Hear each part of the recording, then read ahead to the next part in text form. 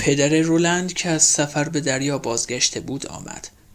او شلوار سیاه و لباس آبی به تن داشت. آستر ردای خاک‌آلودش که با بی‌دقتی از شانه‌اش آویزان بود پاره شده بود. او لاغر و سیبیل‌هایش شبیه دسته دوچرخه بود و وقتی سرش را پایین می‌آورد تا همتراز با پسرش شود و او را نگاه کند، گویی تمام وزن سر بزرگش را تحمل می‌کرد. دسته تفنگ‌های آویزان از کفلش که خفته به نظر می‌رسیدند از چوب صندل ساخته شده بود.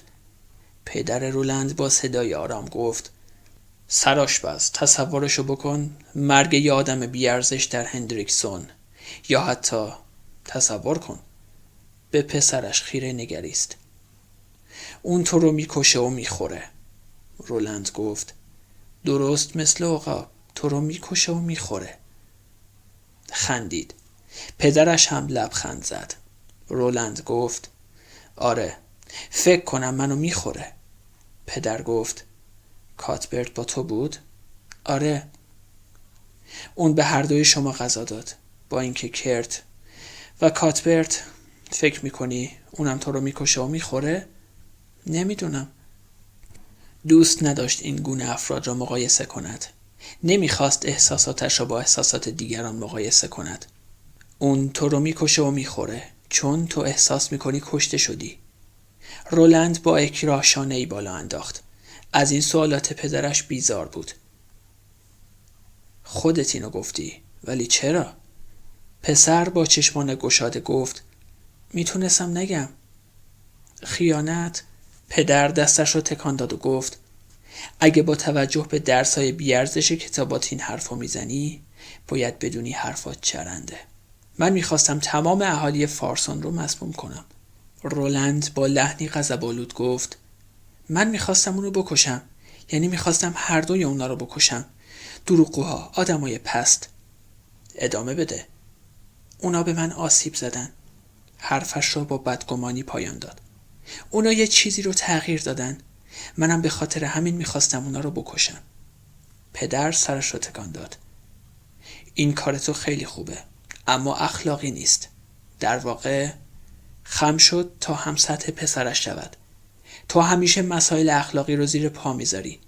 تو مثل کاتبرت چابک نیستی. این ممکنه برای تو مشکل ساز بشه. پسر که بی‌حوصله تر شده بود خشم و رنجش را تو هم با هم تجربه کرد. من میخواستم اونو ببینم. پدر سرش را عقب برد و با صدای بلند خندید. پس به اون اندازه که من فکر میکردم به دردسر نیفتادی، یا شاید خیلی احمقی. ناگهان ساکت شد. مانند آذرخش دستش را جلو آورد و بازوی پسر را محکم گرفت. چهره پسر از درد سرخ شد، اما به خود نپیچید. پدر چشم در چشم پسر دوخت و پسر به آنچه اتفاق افتاده بود اندیشید. پدر گفت: بسیار خوب، و بعد برگشت تا برود. پدر؟ چیه؟ میدونی اونا در مورد کی حرف میزدن؟ میدونی اون آدم خوب کیه؟ پدر برگشت و نگاه موشکافانه‌ای به او افکند. فکر کنم بدونم. رولند آهسته گفت: اگه اونو میگرفتین، کس دیگه جز آشپز باید دستگیر میشد. پدر خندید و گفت: به هر حال یه نفر باید دستگیر بشه. این خواست مردمه. دیر یا زود اگه فرد خائن دستگیر نشه، مردم خودشون حقشو کف دستش میذارن. ناگهان فکری به ذهنش راه یافت. اما اگه دستت بهش میرسید؟ پدر گفت: نه. چرا؟ پدر خواست لحظه‌ای دلیل کارش را توضیح دهد، اما گویا منصرف شد. فکر کنم ما به قدر کافی در این مورد حرف زدیم. حالا از اینجا برو. میخواست به پدرش بگوید اگر هاکس دستگیر شد قولش را فراموش نکند، اما با اخلاق پدرش آشنا بود. تردید داشت پدرش بخواد او را فریب دهد. بلافاصله در را بست و رفت. میدانست پدر و مادرش با هم مشکل دارند و علتش به وضوح چیست. اما تصویری که در ذهنش ساخته بود سبب میشد احساس گناه و پشیمانی کند. سالها قبل سوزان داستان ادیپوس را برایش تعریف کرده بود و این داستان جالب شیفته‌اش کرده بود. او را به فکر مثلث پدر و مادرش و مارتین میانداخت. و حالا با ورود مرد خوب این مثلث به مربع تبدیل شده بود. رولند گفت: شب بخیر پدر. پدر گفت شب بخیر پسرم و شروع به باز کردن دکمه‌های پیرنش کرد. تپه اعدام واقع در خیابان فارسون منظره‌ای شگفت‌انگیز داشت که کاتبرت تحسینش می‌کرد، اما رولند علاقه‌ای به آنجا نداشت. او شکوه بچگونه داری را تمجید می‌کرد که بر آسمان آبی سر می‌ساییده بود و نیمرخ سیاهش مشرف به خط راه آهن بود. دو پسر از شرکت در مراسم صبحگاهی معاف بودند. کرت در حالی که لبش تکان می‌خورد و گاهی سر تکان می‌داد، نامه پدرشان را با دقت خواند. وقتی خواندن نامه‌ها به اتمام رسید، سر بلند کرد و به طلوع آسمان آبی چشم دوخت و بار دیگر سر تکان داد. گفت اینجا منتظر بمونید و بعد به طرف کلبه‌ای که در آن زندگی می‌کرد شتافت. با تکه‌ای نان سفت بازگشت. آن را 2 نیم کرد و هر تکه را به یکی از آنان داد. وقتی زمانش رسید، باید این تکه‌های نون رو خرد کنین و روی زمین بریزین. مواظب باشین دقیقاً همونطور که گفتم کارتون رو انجام بدین، وگرنه تا 1 هفته تنبیه میشین. تا وقتی هر دو سوار اسب کاتبرت نشده بودند، متوجه منظور او نشدند. 2 ساعت تمام جلوتر از سایرین بودند. 4 ساعت طول کشید تا به تپه متروکه دار رسیدند. جز چند قصر و چند کلاغ چیزی آنجا ندیدند. کلاغ‌های سیاه همه جا پراکنده بودند و همه زیادی ایجاد کرده بودند. تعدادی از آنها بر لبه صاف پشت بام قصر نشسته بودند و تعدادی دیگر بر پله‌ها. کاتبرت غرغر کرد و گفت ساکنای قصر به خاطر پرنده‌ها اینجا رو ترک کردن. رولند گفت بیا از تپه بالا بریم. کاتبرت با چشمانی ترس‌آلود گفت تو فکر می‌کنی؟ رولند با تکان دست حرف او را قطع کرد. ما سالاست اینجا زندگی می‌کنیم. هیچ کس اینجا نمیاد. باشه؟ آنان به آرامی به دار نزدیک شدند و کلاغ‌ها عصبی و ناراحت قارقار کردند و از جایشان بلند شدند و دایره‌وار بر بالای دار پرواز کردند. بدنهای سیاهشان در برابر آسمان صاف صبحگاهی به وضوح دیده میشد. رولند برای اولین بار احساس عجیب وظیفه شناسی و مسئولیت را در خود یافت. چوبه دار ترسناک نبود، بلکه فقط از چوب درخت کاج ساخته شده بود و سطح آن پوشیده از سرگین پرندگان بود. سرگین پرندگان همه جا دیده میشد. پله‌ها، ریل راه آهن و کف زمین، و بوی تعفن میداد. رولند با وحشت به کاتبرت نگریست و ترس را در چهره متفکر او نیز یافت. کاتبرت زمزمه کرد من نمیتونم بهش نگاه کنم. رولند سرش را آرام تکان داد. میدانست با رفتن به آنجا درسی خواهد آموخت. شاید به همین دلیل پدرانشان اجازه داده بودند به آنجا بروند. او با همان سرسختی غریزیش میخواست ذهنش را در رسیدن به حقایق جدید آزاد بگذارد. تو میتونی برت. امشب از ترس خوابم نمیبره. رولند گفت پس تو نمیتونی. کاتبرت ناگهان دست او را محکم گرفت و به او چشم دوخت، بلکه حس شک و تردید را در رولند ایجاد کند و در دل آرزو کرد دیگر به آشپزخانه غربی باز نگردد. اما وقتی مجبور بودند درسی بیاموزند، او حق نداشت از آن صرف نظر کند. کاتبرت گفت بیا نریم بالا. ما همه چیزو دیدیم. رولند با بیمیلی سرش را تکان داد. میدانست کرت هر دویشان را تنبیه میکند و مجبورشان میکند از تپه بالا بروند و با برداشتن هر قدمی دشنامشان خواهد داد و به بالای تپه که برسند بوی خون تازه مشامشان را پر خواهد کرد. کرت احتمالاً تنابی کنفی را نوبتی دور گردنشان خواهد انداخت و دارشان خواهد زد تا طعم اعدام را بچشند و اگر گریه یا ادرار کنند بار دیگر کتکشان خواهد زد. و البته حق داشت این کار را بکند. رولند برای نخستین بار از کودک بودن خود احساس تنفر کرد. آرزو می‌کرد کاش کودک نبود. او تکه شیشه بر روی ریل راه آهن یافت و آن را در جیب پیراهنش گذاشت. کاتبرت گفت چرا این کارو کردی؟ او آرزو کرد پاسخی غرورآمیز بدهد، پاسخی که مستحق تنبیه نباشد، اما فقط به کاتبرت نگاه کرد و سرش را تکان داد. فقط برای اینکه مال من باشه، برای همیشه مال من باشه. آنان از چوبه دار دور شدند، بر زمین نشستند و منتظر ماندند.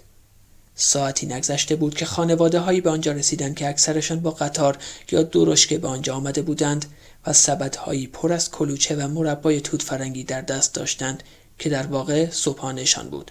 معده رولند از سر گرسنگی صدا داد و بار دیگر با یأس از خود پرسید: عزت این مکان و ساکنانشان کجاست؟ بعد هاکس را با لباس سفید کثیفش در زیرزمین نمور آشپزخانه تصور کرد. با حیرت به خرد شیشه‌ای که نزدیک چوبه دار پیدا کرده بود دستی کشید. کاتبرت با چهره‌ای بی‌تفاوت کنار او دراز کشید. دیری نپایید که چهره رولند شادمان شد. هاکس را در حالی که سوار عرابه شده بود آوردند. چشمانش را با پارچه سیاهی که نیمی از صورتش را پوشانده بود بسته بودند. چند نفر به طرفش سنگ پرتاب کردند، اما سایرین صبحانه‌شان را می‌خوردند. تفنگداری که رولند نمی‌شناختش به دقت آشپز فربه را از پله‌ها بالا برد. دو نگهبان پیش از آنان از پله‌ها بالا رفتند و در دو طرف چوبه دار ایستادند. هاکس و تفنگدار به بالای پله‌ها رسیدند. تفنگدار طنابی را به شکل کمند درآورد و آن را آن سوی چوبه دار پرتاب کرد و بعد حلقه طناب را دور گردن آشپز انداخت و تا زیر گوشش پایین آورد. کلاغ‌ها در اطراف چوبه دار پرواز کردند. رولند می‌دانست منتظر چه هستند. تفنگدار از آشپز پرسید: می‌خوای به چیزی اعتراف کنی؟ هاکس گفت: من حرفی برای گفتن ندارم. کلمات را درست و شمرده به زبان آورد و با آنکه پارچه سیاه تا بالای لبش می‌رسید، صدایش واضح و آشکار بود. گره پارچه کمی شل شده بود و نسیم خنک دزدکی از زیر آن می‌گذشت. من پدرم رو فراموش نکردم. اون همیشه کنار من بود. رولند نگاهی دقیق به جمعیت انداخت و آنچه دید آشفتش کرد. آیا آنان به حال او تأسف می‌خوردند؟ شاید هم تحسینش می‌کردند. او آن سوالات را از پدرش پرسیده بود. پدرش گفته بود وقتی خائنان را قهرمان می‌نامند، زمان ظلمت و جهالت سر خواهد آمد. آرزو می‌کرد کاش منظور پدرش را بیشتر درک می‌کرد. بلافاصله به یاد کرد و دو تکه نانی که به آنان داده بود افتاد. احساس می‌کرد تحقیر شده است. شاید کاتبرت می‌توانست تسلیم آتش خشم کرد شود و شاگرد مهتر باقی بماند، یا بدتر از آن تبدیل به سیاستمداری خوش‌پوش شود که با خواندن نامه‌هایش یا تماشای گوی‌های شیشه‌ای بدلی با شاهان و شاهزادگان احمق وقت تلف کند. اما او می‌دانست که نمی‌خواهد مانند کاتبرت باشد و هرگز هم همانند او نخواهد شد. رولند، من اینجا. دست کاتبرت را گرفت و انگشتانش محکم در هم قفل شد. طناب دار را بالا کشیدند و هاکس را به دار آویختند.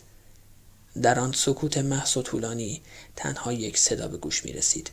صدای انفجار درد که به صدای سوزاندن هیزم در شبی زمستانی شباهت داشت. اما صدا مدتی بعد قطع شد. پاهای آشپز از فرط درد از هم گشاده شد و به عقب رفت. جمعیت شادمان فریاد زد. نگهبانان دستشان را به نشانه احترام بالا آوردند. تفنگدار آرام از پله‌ها پایین آمد. سوار بر اسبش شد. جمعیت را کنار زد و رفت. بلافاصله مردم پراکنده شدند و بعد از 40 دقیقه دو پسر بر تپه کوچک تنها ماندند. کلاغ‌ها بازگشتند تا طعمه جدیدشان را وارسی کنند. یکی از آنها بر شانه هاکس نشست و بر حلقه طلایی که همیشه به گوش راستش میانداخت نوک زد. دو پسر در حالی که دو تکه نان را در دست داشتند به سوی چوبه دار رفتند. زیر چوبه دار ایستادند و به بدن به دار آویخته آشپز چشم دوختند. کاتبرت دستش را جلو برد و قوزک پرموی آشپز را لمس کرد. بدن او بار دیگر تاب خورد. آنان بلافاصله تکه‌های نان را خرد کردند و خورده را زیر پای آشپز پاشیدند که همچنان بدنش تاب می‌خورد. وقتی از آنجا دور می‌شدند، رولند سرش را چرخاند و به پشت سرش نگاه کرد. حالا هزاران پرنده آنجا جمع شده بودند. بنابراین نان مفهومی سمبولیک داشت. ناگهان کاتبرت گفت: کارمون خیلی خوب انجام دادیم. رولند حرفش را تایید نکرد. گویی توجهی به حرفای او ندارد. رولند گفت: من نمیدونم چه اتفاقی افتاد. اما اونجا یه چیزی بود. مطمئنم. تا 10 سال دیگر انسان خوبی در زمین وجود نخواهد داشت و تا آن زمان او تفنگدار میشد. پدرش میمرد و خود او مادرش را به قتل میرساند و دنیا همچنان از حرکت باز نمی ایستاد. جیک به بالا اشاره کرد و گفت نگاه کن. تفنگدار به بالا نگریست و درد مبهمی را در ستون فقراتش احساس کرد. حالا 2 روز از حضورشان در دامنه کوه می‌گذشت و تقریباً مشک‌های آبشان خالی شده بود. اما دیگر چه اهمیتی داشت؟ به زودی آب پیدا می‌کردند. او جهت انگشت جیک را دنبال کرد. دیدگانش دشت سبز را پشت سر گذاشت تا به صخره‌های برهنه رسید و تا قله‌های برفی کوهستان بالا رفت. در دوردست فقط نقطه‌ای کوچک بود که ممکن بود سراب باشد. اما تفنگدار مرد سیاه پوش را که از کوه بالا می رفت دید. او مانند حشره‌ای بود که از دیواری بزرگ بالا می رود. جیک پرسید خودشه؟ تفنگدار به لکه‌ای نامعلومی که از کوه بالا می رفت چشم دوخت و غم و اندوه وجودش را در بر گرفت. خودشه جیک. فکر می کنی بهش می رسیم؟ از این مسیر نه. باید مسیر دیگه رو انتخاب کنیم. وقت نداریم وایسیم و در موردش حرف بزنیم. این کوها خیلی بلندن. مسیر دیگه‌ای وجود داره؟ نمیدونم. بیا بریم پسر. آنان بار دیگر مسیرشان را ادامه دادند و با هر قدمی رد کوچکی بر شنها بر جای می‌گذاشتند. بالای سرشان در دوردست مرد سیاه پوش از کوه بالا می‌رفت. غیر ممکن بود سرش را به عقب برگرداند و آنان را ببیند. 1-2 بار ناپدید شد، اما بار دیگر توانستند پیدایش کنند تا آنکه شب بر همه جا سایه افکند و او را از نگاهشان پنهان کرد. با فرا رسیدن شب چادر زدند. جیک کم حرف بود. تفنگدار از خود میپرسید آیا پسر میداند او به چه فکر میکند؟ به یاد چهره سرخ و ترسان کاتپرت افتاد. به یاد خرده‌های نان و آن کلاغ‌های سیاه افتاد. و حالا همه چیز به اینجا ختم شده بود. آن همه جستجو و آن همه راهی که آمده بود به اینجا ختم می شد. قتلگاه. به جز راهی که به برج می رسید. چهره بیگناه و جوان پسر در روشنایی آتش گرم و سوزان می نمود. پسر کنار وسایلش خفت. تفنگدار پتویی روی او انداخت و بعد پاهایش را جمع کرد و خوابید. ندایی به دل جیک نازل شد و او را تا مرز مرگ کشاند. و بعد ندایی درونی تفنگدار را در تاریکی شب از خواب بیدار کرد. او و جیک به راهشان ادامه دادند تا به نخستین آبادی دامنه کوه رسیدند. با برداشتن هر گامی با آفتاب سوزان می جنگیدند. به صدای جیرجیرک هایی که پاهایشان را بر تنه سبز درختان بید می ساییدند گوش دادند. تفنگدار بر خود مسلط ماند و جیک دست کم تظاهر می کرد آرام است. تفنگدار از این خصلت او خوشش می آمد. اما جیک نمی توانست عصیانگری چشمانش را مخفی کند. چشمانش به چشمان اسبی می مانست که بوی آب به مشامش رسیده است و تنها زنجیر نازک افکار مهترش مانع رسیدن آب به او می شود. تفنگدار می دانست صدای جیرجیرک‌ها جیک را مجنون خواهد کرد. خورشید همچنان تعقیبشان می کرد. حتی زمانی که هنگام غروب تبدیل به توپی قرمز و تبدار شد. بر تپه ها میتابید و قطرات عرق را از صورتشان جاری می ساخت. سپس به سبززار رسیدند. ابتدا چمنها و بوته ها زرد بودند و خاک خشک که عاری از حیات می نمود زیر پایشان صدا می داد. کمی که پیش رفتند گیاهان سبز همه جا پراکنده بودند که به تدریج سبزتر می شدند و بعد بوی سبزه و چمن سبز و تازه و توأم با بوی تیم و تاس به مشامشان خورد و بعد نخستین درختان صنوبر خود نمایی کردند. تفنگدار در زیر سایه درختان جنب و جوش و پرش کمانهای قهوه‌ای را دید. تفنگش را از غلاف بیرون آورد و ماشه را چکاند و پیش از آن که جیک از فرط تعجب جیغ بزند خرگوشی از سایه یکی از درختان بیرون آمد. لحظه ای بعد تفنگدار بار دیگر تفنگش را پر کرد. گفت اینجا رو ببین. بالای سرشان جنگلی از درختان بید بود که بعد از زمینهای برهوت و سفت سر به آسمان برافراشته بودند. چشمه ای آنجا بود. شاید چندین چشمه. آن چشمه خنک‌تر از سایرین بود. پسر به زحمت راه می رفت. ممکن بود در سایه های درختان خفاشان خوناشام زندگی کنند و خواب پسرک را تبدیل به کابوس کنند. فرقی نمی‌کرد خوابش عمیق باشد یا نه. به هر حال اگر آنجا خوناشامی باشد، هیچ یک از آنان دست کم در این دنیا از خواب بیدار نمی‌شدند. پسر گفت من میرم هیزم بیارم. تفنگدار لبخند زد. نه، تو نمیخواد بری. همینجا بشین جیک. پسر نشست. وقتی تفنگدار برگشت، جیک روی چمنها خوابیده بود. آخوندک بزرگی با موی جیک داشت بدنش را تمیز می‌کرد. تفنگدار آتشی برپا کرد و بعد رفت تا آب بیابد. جنگل درختان بید عمیق‌تر از آنچه حدس می‌زد بود. در فقدان نور گیج و سردرگم شده بود. اما توانست چشمه‌ای جوشان بیابد که قورباغه‌ها و جیرجیرک‌ها از آن نگهبانی می‌کردند. یکی از مشکایش را پر کرد. کمی درنگ کرد. صداهایی که در ظلمات میپیچید حس غریزی تکان دهنده ای را در او ایجاد کرد. حسی که حتی آلیس، زنی که در شهر طول با او آشنا شده بود، قادر نبود در او ایجاد کند. شب رو به اتمام بود. به چادرشان برگشت و در حالی که آب روی آتش به جوش آمده بود، پوست خرگوش را کند. گوشت خرگوش را با باقی مانده غذاهای کنسرو شده مخلوط کرد و تاس کباب خوشمزه‌ای درست کرد. سپس جیک را بیدار کرد و به او که با آنکه غرق خواب بود با ولع غذا را میبلعید نگریست. تفنگدار گفت ما تا صبح اینجا میمونیم. پس مردی که دنبالشی، اون کشیشه چی میشه؟ اون کشیش نیست. نگران نباش، ما بهش میرسیم. از کجا میدونی؟ تفنگدار فقط سر تکان داد. حسی نیرومند این را به او میگفت. حسی که نامطلوب مینمود. بعد از صرف شام ظرف کنسرو هایی را که محتوایشان را خورده بودند شست. وقتی بازگشت جیک خواب بود. تفنگدار حسی آشنا را احساس کرد که او را به یاد کاتبرت میانداخت. کاتبرت با آنکه همسن رولند بود اما جوانتر از او به نظر می رسید. ته سیگارش را در آتش پرتاب کرد. به آن خیره شد. شعله زرد آن با آتش بوته های خار تفاوت داشت. هوا بسیار سرد بود. پشت به آتش کرد و دراز کشید. از آن دورها، آن سوی شکاف هایی که به کوهستان منتهی می شد، صدای قررش گوش خراش رعد و برق را شنید. خوابش برد و خواب دید.